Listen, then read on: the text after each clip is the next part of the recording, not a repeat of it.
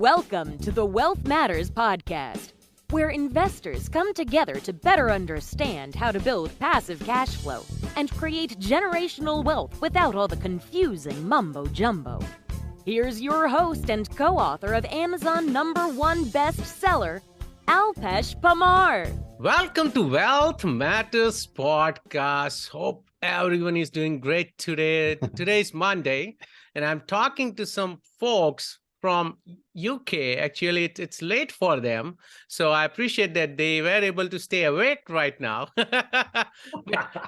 But their names are Mark Mars and Adam Smith. They are the co-founders behind Niche Website Builders. Niche Website Builders is a leading agency specializing in the production and development of outstanding quality content and done-for-you niche sites. And that's what I'm looking for. No, jokes apart, they help other affiliate and content marketers grow their sites through professionally created content and manual outreach link building.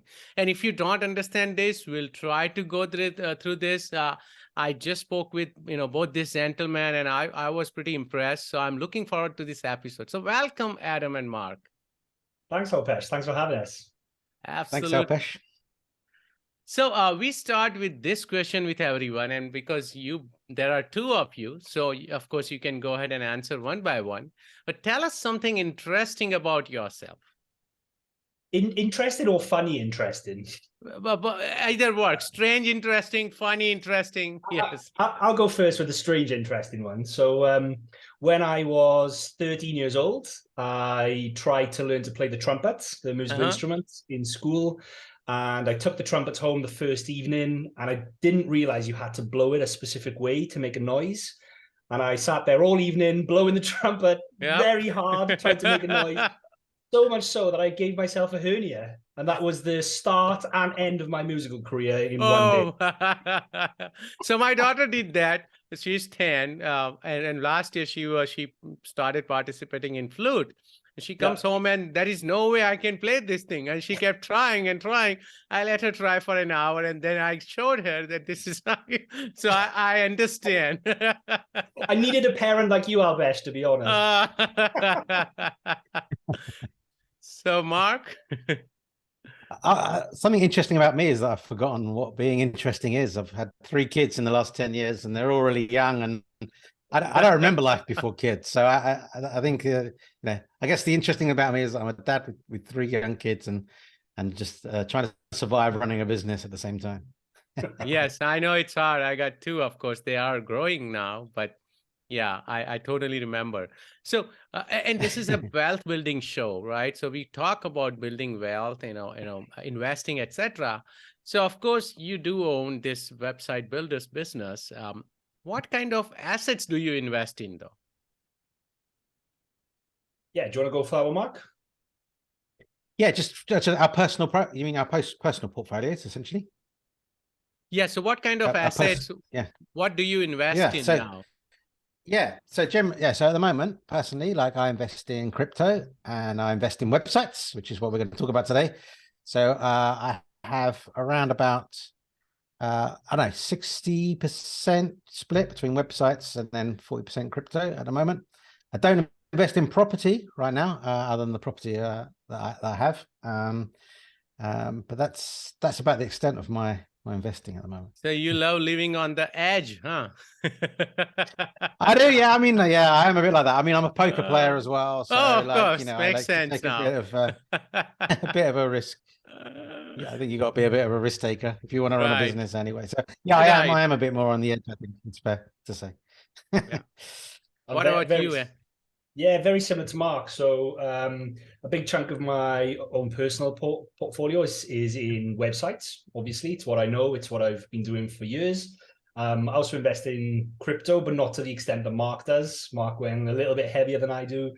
I invest in index funds, which is quite passive. And I also have one Airbnb property, but I'd like to get. Nice. So, and it's weird, right? So I have an IT consulting firm, and I have a business partner as well, like you guys are, and we are like brothers from other mothers, right? But so I figured out that he was investing in real estate and I started investing in real estate. And now I would say both our portfolios resemble each other, right? Pretty much. Both of us own like 50 to 60% real estate, 10% cryptos, about 20% cash, and the rest is, gold, stocks, whatnot, right? Or startup investing, et cetera, right? So it's weird how, when you sit down together, you understand your frequencies match, and even your lifestyle, your investment style, they all match, right? Yeah. It's funny how it works out like that. Right. So can you explain us what is website investing and how does it differ from traditional investments like cryptos? And I shouldn't call cryptos as traditional investments, but more like index funds and stocks and maybe real estate or gold, etc. Yeah, so I mean, I guess the difference in website investing, I think the way that we kind of think about it is, digital real estate, to kind of put a good analogy on it. So essentially, these are websites, properties, if you like, that you can kind of make money on a monthly basis, but also you can kind of sell further down the road. So what a lot of people don't know before they get into this is that you can sell a website, a content site, which is essentially a blog, for around 40 times what it makes monthly. So get it making 1,000 a month, it's worth 40,000, scale that up as much as you like. So we help people, anybody from somebody who's got a full-time job and they want a side hustle and some additional income on the side, and then we'll help them set up a property that makes them money on an ongoing basis. Or we have the other end of the scale, people are just pure investors. They're looking for an alternative investment opportunity, and they bring the money. They have no idea how to set up a website, do any SEO, or do anything to create a digital property, but we kind of take that off their hands, and then we help them put that together so they can have that kind of pretty passive income. So interesting. How did this idea come to you both, right? That this is what we want to do. Of course, website building has been around forever. As I told you, I was website developer back in 2000, right? First job out of college. So, but how did this idea come to you where, there are a lot of consulting firm, offshore firms, they build a website, but you have to provide everything to them, right? And then basically you got to have as a developer, as a website builder or as an investor, you got to have all the content and how you want everything.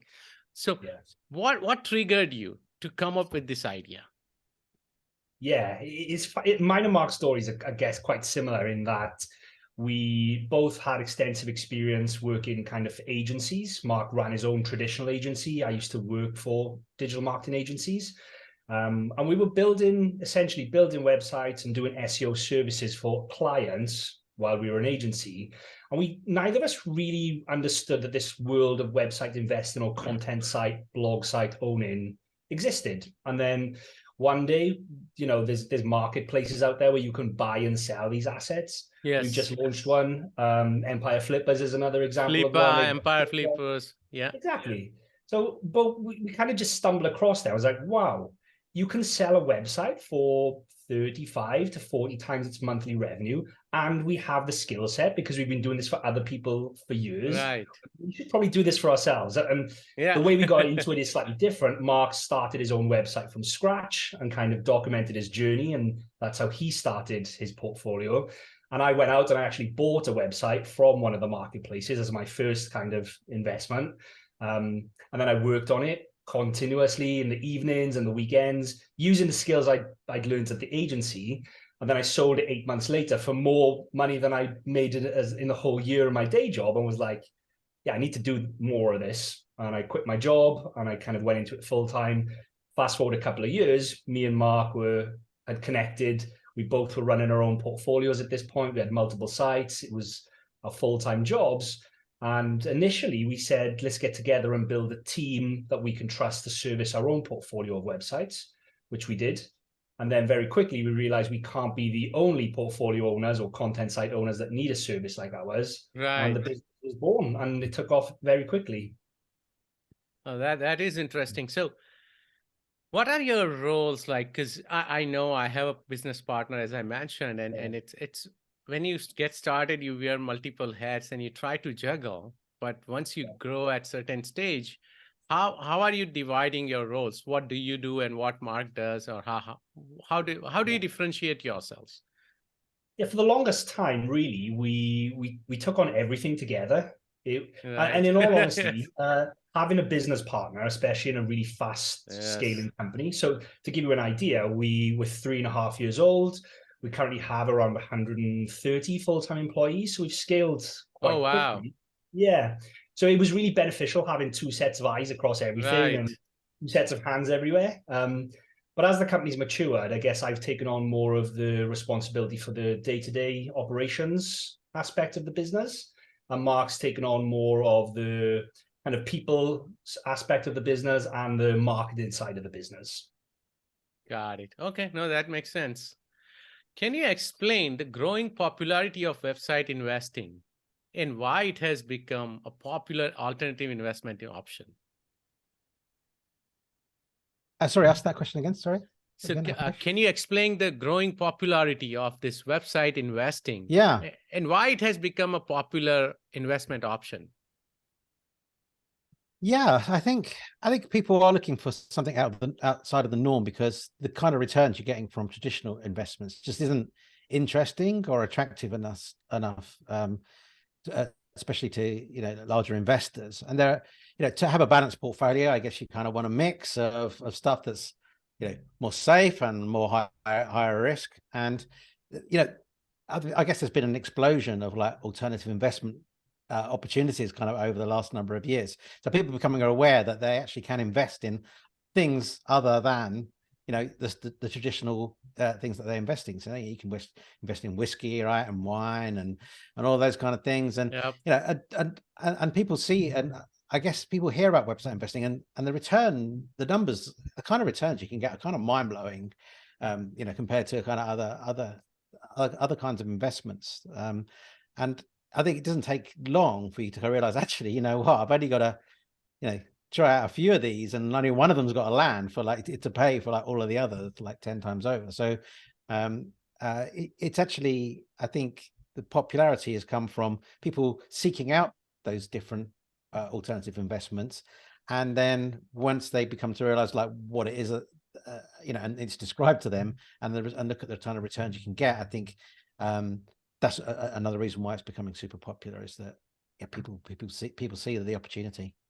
No, that makes sense. And I was laughing when you mentioned wine and whiskey. So I don't drink personally, but of course I invest in wine and whiskey and cannabis and any alternative investment I can to make sure that I don't miss the boat on the next thing, right? Next big thing. So that's why I'm going to ask the next question, which is for someone like me who has a shiny object syndrome, right? I'm always looking for something new, but I don't have time to figure out, right? And I want to focus on what I enjoy the most, which is real estate and building on wealth, health and fitness side. So can you talk about the benefits of website investing for high net worth individuals, such as portfolio diversification and passive income potential, etc.? Yeah, for sure. So you've just definitely mentioned two of them. One is obviously portfolio diversification. The other thing as well is that it can be pretty much a totally hands-off investment from start to finish.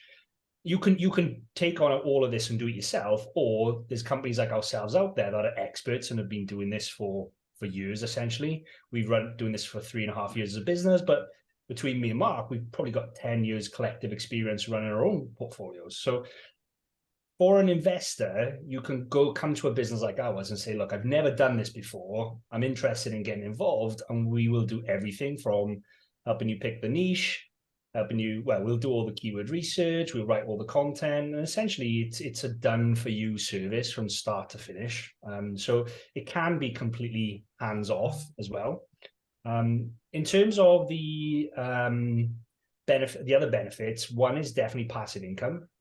So these websites, once they get up to a certain point, they generate cash flow every month. And at that point, you can either choose to reinvest that cash flow back into future growth of the website, or keep the cash flow as essentially cash flow.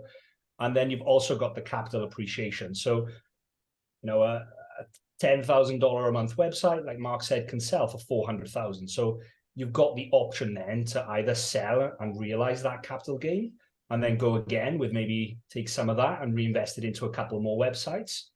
Or you can, you can do whatever you want with that money, or you can keep it for cash flow. So the way that me and Mark typically structure our own portfolios is we have a stable of websites that we know, we love, we keep working on, and they're evergreen, and we'll keep them for cash flow. And then we also have a stable of websites where we are actively growing them. We're actively being aggressive with content and link building, and we're looking for the capital appreciation over a shorter time period with those. So you can have best of both worlds then once you get to the stage where you own a portfolio of websites. Oh, that totally makes sense. Now I can, because I was able to relate this to real estate, right? Where real estate, we invest in cash flowing markets, as well as there are some markets called hybrid, where you get a little bit of cash flow and little bit of appreciation, or you go with highly speculative and appreciative market, right? And then you just wait and let the money grow, right? Exactly. So can you share any statistics or studies about the average return on investment for website investing? Yeah, sure. So we've actually got quite an extensive data-backed research around what this looks like. And so we typically talk about investment periods being over a 3-year period. So you invest in the start and then over a 3-year period.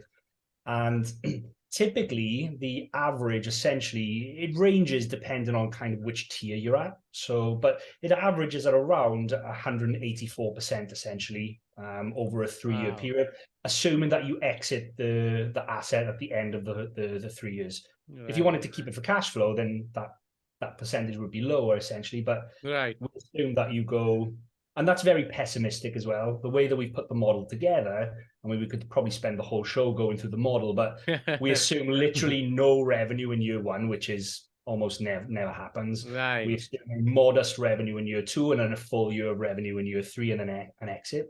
So that's what we see from our database model. In reality, we typically see 200% plus over a 3-year period. No, that makes sense.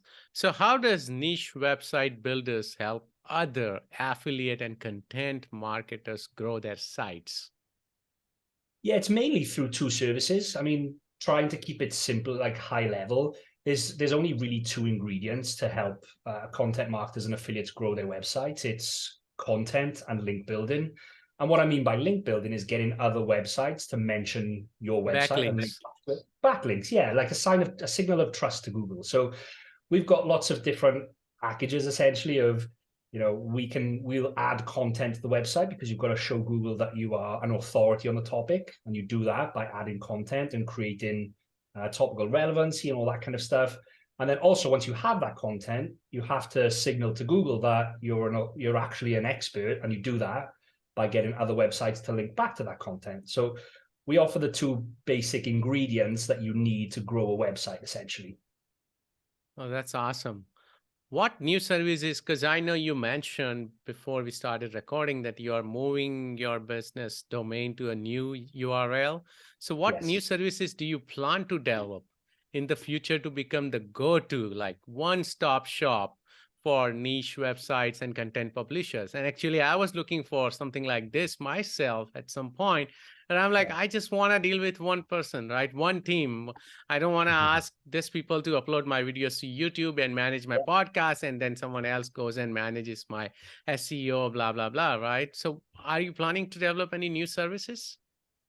Yeah, well, I mean, I do you want to answer this, Mark? I feel like I could just ramble about this one, but... Yeah, I mean, so I think our goal has always been to be the one-stop shop, as you said. So I think we've already kind of achieved that to a certain extent, but the goalposts are always moving. I think the one exception is that we help people from the beginning of their life cycles. So we help, if people have already got a site, we can help them grow it further.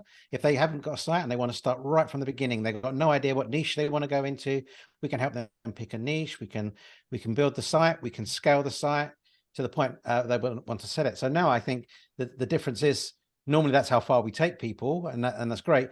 But now we're just launching a marketplace for people to connect buyers and sellers of digital properties, that they can, buy a site. So it's a marketplace to buy and sell websites that are already generating income, essentially. So now we do the full life cycle. We do right from the beginning and the growing right through to the selling. But as I say, that the goalpost does move. Like, so, Yes. you know, I think more than ever with Google, you've got to treat your site as like a real business, because this something that within the Google algorithm, which is known as EAT or EEAT, which is experience, expertise, authority, and trust. Which is all about, you know, making your business credible being a credible business in the eyes of Google. Are you a credible business that are worthy to rank? And that is becoming more and more onerous all the time on website owners to prove to Google that they are a business that deserves to rank. So we're always looking to evolve our services and continue to evolve them over time, so that, you know, we can demonstrate to Google, yeah, we're taking this seriously. This is a real business with real people, and, you know, different services are going to come out of that down the road. You mentioned a podcast, potentially video, social media channels. What else can we bolt on, or what we call build a moat around our website to give that additional credibility for the business? Oh, this is great. So let's talk about what an investor should do, right? What kind of due diligence an investor should perform before investing in websites? Yeah. So if they are looking for a hands-off investment where we build one from scratch, they should definitely be asking for case studies, proof that the team are, I guess, experts in what they do. There was an interesting quote from, I guess, a competitor of ours a couple of years back, where the owner of the agency said, "Oh, I tried to build my own website. I couldn't get them to work, so I started an agency helping other people instead." I'm like, that's the wrong way around. If you can't do it for yourself, you should. So I guess there's that, just making sure that you're comfortable with whoever you are spending money with. If you're buying a website from a marketplace and then looking to grow it, I mean, there's a ton of different things to look at from a due diligence perspective. You know, everything from making sure that the revenue numbers are real, that the traffic is real and is coming from where it says it comes from. Does the traffic all go to one page, or is it split across multiple pages to de-risk the website? One thing that sets our new marketplace apart is we do quite an in-depth level of due diligence before we even list the website. So at least when you come to the website, you know that there's been at least a level of due diligence done. There's lots of marketplaces out there, Flipper being one. They're the biggest in terms of volume of websites, but 80% of them are absolutely terrible. Yes. I've been looking at it for a year there now. Exactly. So again, if you're gonna buy a website from a marketplace, use a trusted marketplace. And depending on the deal size, there's also due diligence providers out there. Centura, I believe, is one of the bigger ones for large deal size. Like that large deal size, they'll come in and they'll do due diligence on the website for you. There's obviously a fee involved, but if you're going to spend a couple of $100,000, it's probably worth it. Definitely. Yeah. So can you share an example of a website investing, like an investor worked with you and they sold it for pretty penny? Can you share an example where how much they invested and how much they sold for? Yeah, I mean they haven't sold it, okay, but I can share with you the details. So this is an interesting one because it was I guess an investor. It's their first time they've ever built a website. They actually, by tradition, they run a small family office. So they're in the investment. We're looking for an alternative, essentially. I'm just going to pull up the exact details here, so I've got the exact numbers. But okay, so they came to us. They bought their own domain. They said, "Hey, I want to go into this space. Can you help me? I have no idea what to do." So we helped from start to finish. We said, yes, let's develop the idea. We went away. We looked at the competitors in the space. We looked at what they were doing well, what we thought we could do a better job of, and came up with a detailed plan on how we would implement that. And that involved essentially around 4.5 million words of content. So a lot of content, but they wanted to be an authority in the space. That was their goal from the very start. So over the course of a 12-month period, they invested roughly around $344,000. And that was across content, link building, age domains that we redirected in, and all these kinds of stuff. But the site took off incredibly quick.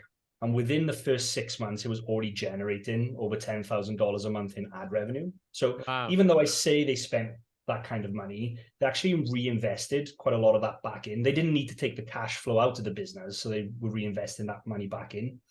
And then by the month 13, the website was generating $40,000 a month.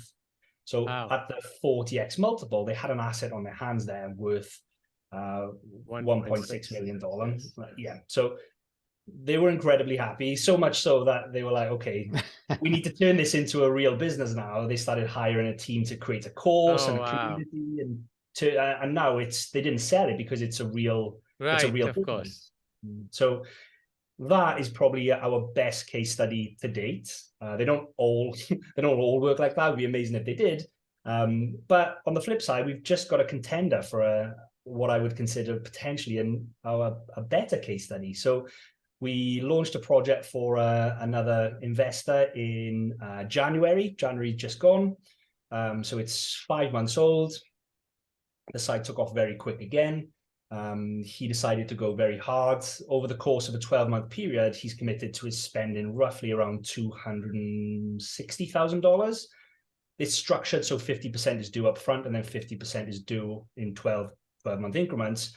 But last month, the site generated around about 350,000 visits a month, I believe. Nice. And would have generated, $7,000 or $8,000 in ad revenue easily, plus a couple of thousand in affiliate commissions within the first, that first 5 months. So he's extremely happy. He's like, this is awesome. How do we accelerate this now? And it's all been hands off, essentially. These are two examples of investors that don't want to be involved in essentially the day-to-day running. They didn't know how to set up sites from the start. They've just relied on our team for everything. So what about the other side, the worst case study, right? And what were the mistakes? Yeah, I mean, the good thing about kind of website investing is even the worst case scenario is you're unlikely to lose all of your money, because it's really never going to go to zero.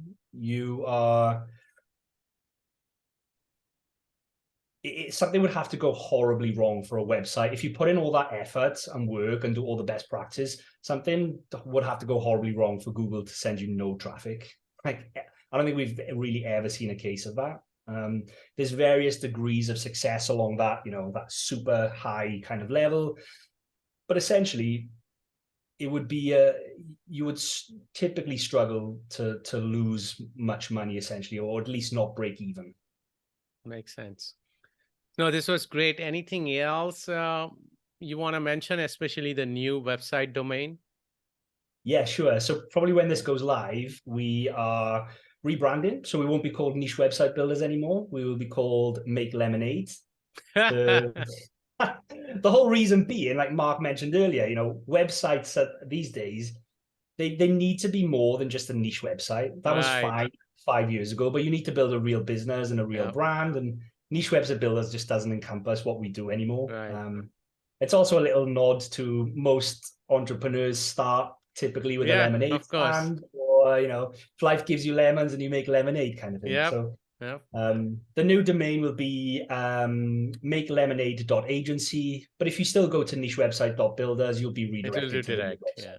Sure. This is awesome. Thank you, guys. Are you ready for fire round?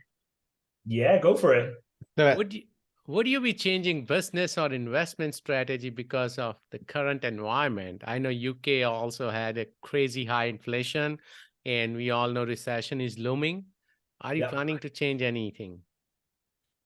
Personally, I'm just looking to invest more into the stock market at the moment, so into these passive investment index funds. Just while the market is depressed, I'm just doing dollar cost averaging every month, but I want to increase that now to take advantage of the dip, essentially.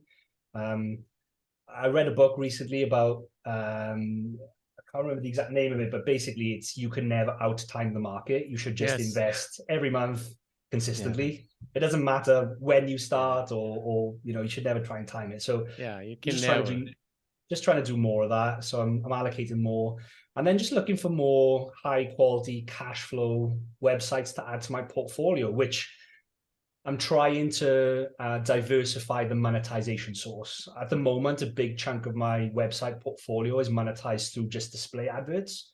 I'm trying to diversify that into digital courses, digital products, where I'm the owner of the monetization source. And I'm not reliant on... Not relying on third party. Yeah. Exactly. Oh, that's great. And you mentioned a book, right? So my next question is favorite non-fiction book. It could be business book, investment book, a self-help book. Well, I actually saw this question and I pulled up the last book I read, which, I mean, I've got a terrible memory with books, but it was interesting, was called This Is How They Tell Me the World Ends by Nicole Perlroth. It's about, it's a technology-based book, basically about hacking and how everything is unsecure these days because of the complexity. So microchips, there's, you know, things embedded in microchips, and it depends on how far you believe the go down the rabbit hole. But it was very interesting to see, you know, apparently nothing can be secured these days because of the complexity. Yes. Mark, do you have any favorite? Yeah, have you had Built to Sell by John Rirlo? Built to Sell. Okay, I have no. I got to read these books. Any any tool or website you recommend, right? Anything, maybe it's the flipper.com, something else, you use it for your business, maybe some other project management software, anything you recommend or you cannot live without? I guess we use a number of different tools. We use Monday.com as our management system. We use Zendesk as our kind of communications platform. But I guess the company as a whole would never be able to do business because we're a remote first company. We use Slack extensively for communication. So yeah, that's probably the day-to-day tool we couldn't live without. Awesome. Any advice for beginner investors? Go for it, Mark.